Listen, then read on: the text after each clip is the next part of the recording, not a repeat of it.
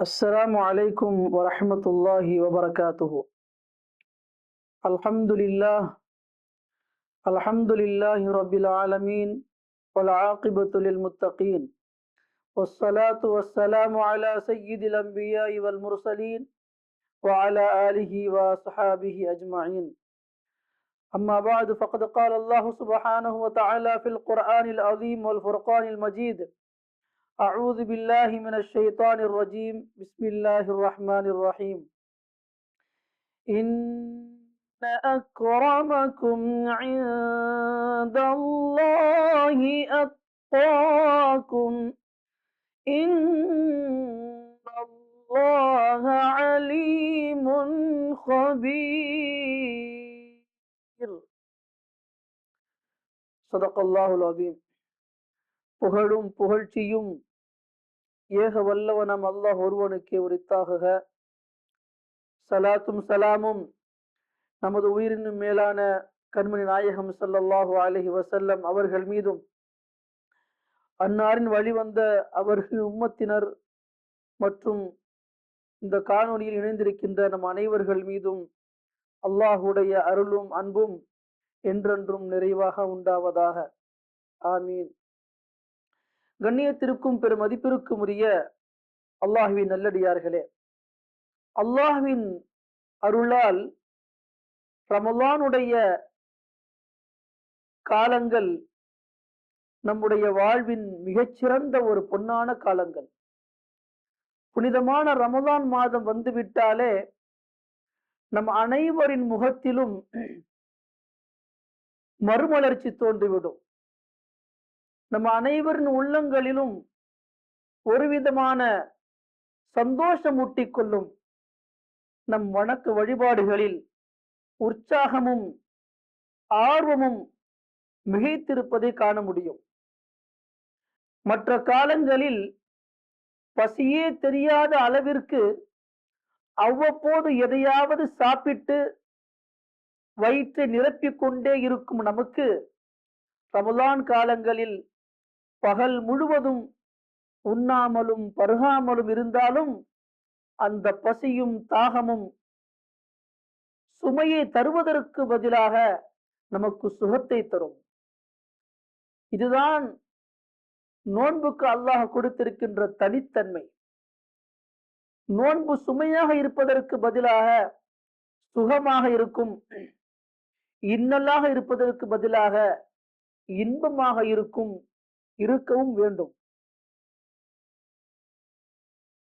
கண்ணியமிக்க அல்லாஹ்வின் நல்லடியார்களே, அல்லாஹ்வின் பொருத்தத்தை பெற்ற இறைநேசர்களுக்கு நோன்பு எல்லா காலங்களிலும் சுகமாகத்தான் இருந்தது. நான் இந்த உலகில் 3 விஷயங்களை பற்றி கவலைப்படுகிறேன். மற்றபடி இந்த உலகை விட்டு பிரிவதில் எனக்கு எந்த வருத்தமும் கிடையாது என்று ஹஜ்ரத் இப்னு உமர் ரலியல்லாஹு அன்ஹு அவர்கள் தன்னுடைய மரண தருவாயில் கூறினார்கள். அதில் முதலாவது கடுமையான வெப்ப காலத்தில் நோன்பு நோற்பது. இரண்டாவது இன்பமான இரவு வணக்கங்கள். மூன்றாவது அழிச்சாட்டியம் செய்யும் ஹஜ்ஜாஜ் பின் யூசுப் உடைய படையுடன் போர் செய்யாமல் விட்டது என்று இப்னு உமர் ரலியல்லாஹு அன்ஹு அவர்கள் தன்னுடைய மரண தருவாயில் கூறுகிறார்கள். கண்ணியத்திற்குரியவர்களே, உலகத்திலேயே எனக்கு பிடித்தமான விஷயம் நோன்பு வைப்பது என்று கூறவில்லை. மாறாக கடுமையான வெப்ப காலத்தில் நோன்பு வைப்பதுதான் எனக்கு இன்பத்தை தரும் என்று கூறுகிறார்கள். அப்படி என்றால் நோன்பை எந்த அளவு அவர்கள் ரசித்து அதன் இன்பத்தை விளங்கி உளப்பூர்வமாக நோன்பு வைத்திருப்பார்கள் என்பதை நாம் விளங்க முடிகிறது. வரலாற்றிலே ஒரு நிகழ்வு பதிவு செய்யப்படுகிறது. ஹஜ்ஜாஜ் பின் யூசுப் ஒரு பயணத்தின் போது மக்காவிற்கும் மதீனாவிற்கும் இடைப்பட்ட ஒரு இடத்தில் சிறிது நேரம் ஓய்வெடுப்பதற்காக தங்குகிறார். அப்போது பசி ஏற்படுவதால் சாப்பிடுவதற்கு உணவை கொண்டு வரும்படி தன்னுடைய பணியாட்களிடம் சொல்கின்ற பொழுது அவர்கள் உணவை கொண்டு வருகிறார்கள். பிறகு மீண்டும் சொல்லுவான், என்னோடு சேர்ந்து உணவு உண்ணுவதற்கு இங்குள்ள ஒரு கிராமவாசியையும் அழைத்து வாருங்கள் என்று கூறுகிறார். பிறகு ஒரு கிராமவாசியை அழைத்து வரப்படுகிறார். அவரிடம் உணவு உண்ணும்படி சொல்லுகின்ற பொழுது அந்த கிராமவாசி சொல்கின்ற பதில் நம்மையெல்லாம் மெய்சிலிர்க்க வைத்துவிடும். அந்த கிராமவாசி சொல்வார், உங்களை விட சிறந்தவனின் அழைப்புக்கு நான் ஏற்கனவே பதில் கொடுத்து விட்டேன். யார் அவர் என ஹஜ்ஜாஜ் இப்னு யூசுப் கேட்ட பொழுது, அதுதான் என்னை படைத்த ரப்பு, அதுதான் என்னை படைத்த ரப்பாகிய அல்லாஹ் என்று அந்த கிராமவாசி பதில் கூறினார். ஆம், அல்லாஹ்வின் அழைப்பான நோன்புக்கு நான் பதில் சொல்லி நோன்பு வைத்திருக்கிறேன் என்று கூறினார். அப்பொழுது ஹஜ்ஜாஜ் இப்னு யூசுப், இந்த கடினமான வெயில் காலத்தில் நோன்பு வைத்திருக்கிறீர் என்ற ஆச்சரியத்தோடு கேட்டார். ஆம், இதை விடவும் கடுமையான நரக வெப்பத்திலிருந்து என்னை பாதுகாத்துக் கொள்வதற்காக நான் நோன்பு நோற்றுள்ளேன் என்றார். பிறகு ஹஜ்ஜாஜ் இப்னு யூசுப் சொல்லுவான், சரி பரவாயில்லை, இப்போது நோன்பு திறந்து கொள், நாளை நோன்பு நோற்றுக்கொள் என்று கூற, அதற்கு அந்த கிராமவாசி, நாளை வரை நான் உயிரோடு இருப்பேன் என்பதற்கு நீங்கள் உத்தரவாதம் தருவீர்களா என்று கேட்கிறார். அதற்கு ஹஜ்ஜாஜ், என் அதிகாரத்தில் இல்லாத விஷயத்திற்கு நான் எப்படி உத்தரவாதம் தர இயலும் என்று அவரிடத்திலே பதில் கூறுவான். கண்ணியத்திற்குரியவர்களே, இந்த நிகழ்வை வைத்து பார்க்கின்ற பொழுது இதுதான் நோன்பின் மகத்துவத்தை விளங்கியவர்கள், அதன் இன்பத்தில் மூழ்கியவர்கள் அந்த நோன்பிற்கு கொடுத்த மரியாதை. பெரும் பெரும் அரசர்களுடைய வார்த்தைகள் கூட அவர்களை ஒருபோது மாற்ற முடியாது. ஆனால் இன்றைக்கு சின்னஞ்சிறு காரணங்களுக்காக நம்மில் சிலர் நோன்பை விட்டு விடுகிறார்கள். குறிப்பாக சுகர், பிரஷர், நீண்ட நேரம் சாப்பிடாமல் இருக்கக்கூடாது, நீண்ட நேரம் பசியாக இருக்கக்கூடாது, சரியான நேரத்தில் மருந்து மாத்திரைகள் சாப்பிட வேண்டும் என்ற காரணங்களை கூறி நோன்பு நோற்பதை தவிர்த்து விடுகிற சூழ்நிலைகளை நாம் பார்க்கிறோம். சரியான நேரத்தில் மருந்து மாத்திரைகள் சாப்பிட வேண்டும் என்ற காரணங்களை கூறி மகத்துவம் வாய்ந்த நோன்புகளை விடுவதை நாம் பார்க்கிறோம். ஆனால் உண்மை என்ன தெரியுமா?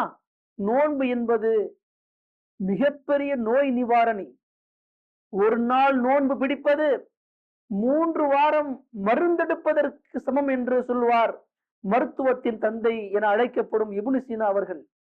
சூமு தஸிஹு, நோன்பு நோற்று உடல் ஆரோக்கியத்தை பெற்றுக் கொள்ளுங்கள். கண்ணியத்திற்குரியவர்களே, எனவே நோன்பு பல நோய்களுக்கு மருந்தாக இருக்கிறது. குறிப்பாக சுகர் மற்றும் பிரஷர் உள்ள மனிதர்கள் நோன்பு வைத்தால் அவ்விரண்டும் குறைகிறது அல்லது கண்ட்ரோலில் இருக்கிறது என்று இன்றைக்குள்ள நம்பகமான மருத்துவர்கள் கூறுகிறார்கள்.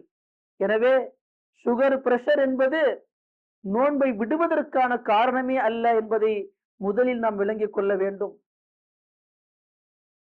கண்ணியத்திற்குரிய அல்லாஹ்வின் நல்லடியார்களே, நோன்பை கடமை என்ற நோக்கத்தில் நோக்காமல் அதை முழு ஈடுபாட்டோடு நோக்க வேண்டும். உண்மையான பிரியத்தோடு அதை நோக்க வேண்டும். நோன்பு நம்மை பக்குவப்படுத்தி நமக்கு இறை நினைவை ஏற்படுத்தி அதன் மூலம் அல்லாஹ்வின் நெருக்கத்தை பெற்றுத்தரும் என்ற உணர்வோடு நோக்க வேண்டும். பொதுவாக அல்லாஹ்வால் கடமையாக்கப்பட்ட எந்த வணக்கமானாலும் அதற்கு ஒரு நோக்கம் அவசியம் இருக்கும். காரணமின்றி எதையும் சொல்லும் பழக்கம் அல்லாஹ்விற்கு கிடையாது.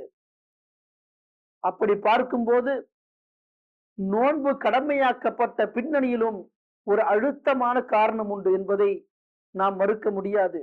அது அல்லாஹ் இவ்வாறு விவரிக்கிறான், யா அய்யுஹல்லதீன ஆமனு குதிப அலைக்குமுஸ் ஸியாமு கமா குதிப அலல் லதீன மின் கப்லிக்கும் லஅல்லக்கும் தத்தகூன். ஈமான் கொண்டவர்களே, உங்கள் முன்னோர்கள் மீது நோன்பு கடமையாக்கப்பட்டது போல் உங்கள் மீதும் நோன்பு கடமையாக்கப்பட்டுள்ளது. காரணம், நீங்கள் இறையச்சவாதிகளாக ஆக வேண்டும். சூரத்துல் பக்ராவின் 183வது வசனத்தில் அல்லாஹ் தஆலா இதை பதிவு செய்கிறார். கண்ணியத்திற்குரிய அல்லாஹ்வின் நல்லடியார்களே, தொழுகை, ஜகாத், ஹஜ், குர்பானி போன்ற எல்லா வணக்க வழிபாடுகளுக்கும் மகத்தான நோக்கங்கள் இருக்கின்றன. இருந்தாலும் அதை அல்லாஹ் தஆலா தன் திருமறையில் வெளிப்படையாக கூறவில்லை. ஆனால் நோன்பை பற்றி கூறும்போது மட்டும் அதன் நோக்கத்தையும் இணைத்தே கூறுகிறான். காரணம் என்னவென்றால், தொழுகை, ஜகாத், ஹஜ் போன்ற அல்லாஹ்வினால் கடமையாக்கப்பட்ட எந்த வணக்கத்தை செய்வதற்கும் இறையச்சம் வேண்டும். இறையச்சம் அவசியம். இறையச்சம் உள்ளவர்கள் தான் தொழுவார்கள், இறையச்சம் உள்ளவர்கள் தான் ஜகாத் கொடுப்பார்கள், இறையச்சம் உள்ளவர்கள் தான் உரிய நேரத்தில் ஹஜ் செய்வார்கள், குர்பானி கொடுப்பார்கள். எனவே எல்லா வணக்கங்களுக்கும் இறையச்சம் என்ற தக்வா தான் மிக அடிப்படையான தேவையாக இருக்கிறது. கண்ணியத்திற்குரியவர்களே, அப்படிப்பட்ட உயர்ந்த தக்வா எனும் இறையச்சத்தை நமக்கு கொடுப்பதுதான் நோன்பு. அதாவது அல்லாஹ்வின் அச்சம் இருந்தால்தான் அமல் செய்யும் ஆர்வம் உண்டாகும். அந்த அச்சம் உருவாக நோன்பு ஒரு பயிற்சியாக அமைகிறது என்பதை மேற்கூறப்பட்ட வசனத்தின் மூலமாக நன்கு விளங்க முடிகிறது. கண்ணியத்திற்குரியவர்களே, பாவங்களை விடுவதற்கும் இறையச்சம் வேண்டும். இறையச்சம் இல்லாதவர் தான் பாவம் செய்வார். இறைவன் பார்த்து கொண்டிருக்கிறான் என்ற உணர்வு இருக்கும் எந்த ஒரு மனிதரும் ஒருபோதும் பாவம் செய்ய மாட்டார். எனவே நன்மைகள் செய்வதற்கும் பாவங்களை விட்டு விலகி இருப்பதற்கும் இறையச்சம் மிக முக்கியமான ஒன்று.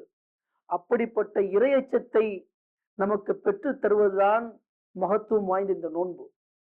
அது மட்டுமல்ல, எவர்களிடம் இறையச்சம் எனும் தக்வா இருக்கிறதோ அவர்கள்தான் அல்லாஹ்விடத்தில் மிகவும் கண்ணியம் வாய்ந்தவர்கள் என்பதாக குர்ஆன் குறிப்பிடுகிறது. இன்ன அக்ரமக்கும் இன்தல்லாஹி அத்காக்கும்.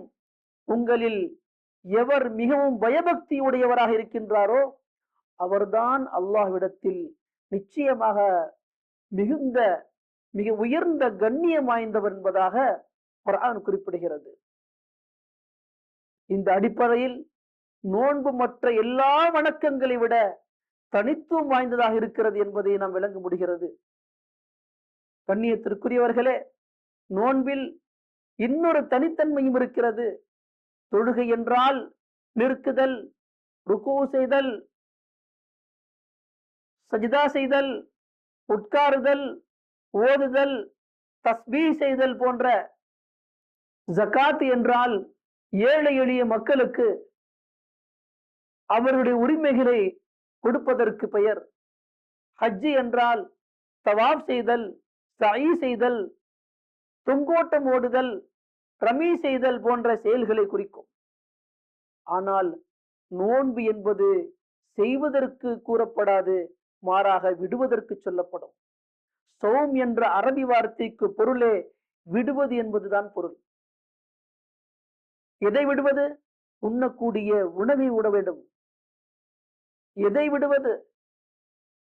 அல்லாஹ் எதை ஹலாலாக்கினானோ அந்த ஹலாலான உணவை விடுவது, ஹலாலான குடிபானத்தை விடுவது, மனைவியுடன் சேருவதை விடுவது. இதற்கு பேர் தான் நோன்பு. ஒரு செயலை செய்வதை விட பழகி போன ஒன்றை விடுவது மிகவும் கஷ்டமான காரியமாகும்.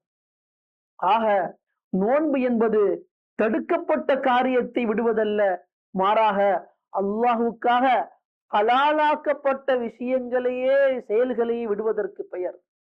நோன்பின் இந்த முழு பலன்களையும் அடைய வேண்டுமென்றால் நாம் நோன்பு வைத்தால் மட்டும் போதாது, அதை முறையாக வைக்க வேண்டும். சாப்பிடாமல் குடிக்காமல் மனைவியோடு சேராமல் இருப்பது இது நோன்புக்கான வெளிரங்கமான பொருள். ஆனால் உள்ரங்கமான பொருள் என்பது நம் உறுப்புகளை பாவம் செய்யாமல் தடுப்பது, நம் உறுப்புகளை பாவம் செய்ய விடாமல் தடுப்பது. இறையச்சம் என்பது பகலில் நோன்பு வைப்பதை கொண்டோ இரவில் நின்று வணங்குவதை கொண்டோ இல்லை.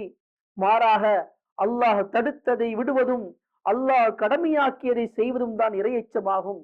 அதற்கு மேலாக ஒருவருக்கு நன்மைகள் செய்வதற்கு வாய்ப்பை இறைவன் வழங்கினால் அது மேலும் சிறந்ததாக இருக்கும் என உமர் இப்னு அப்துல் அசீஸ் ரஹ்மத்துல்லாஹி அலைஹி கூறுகிறார்கள்.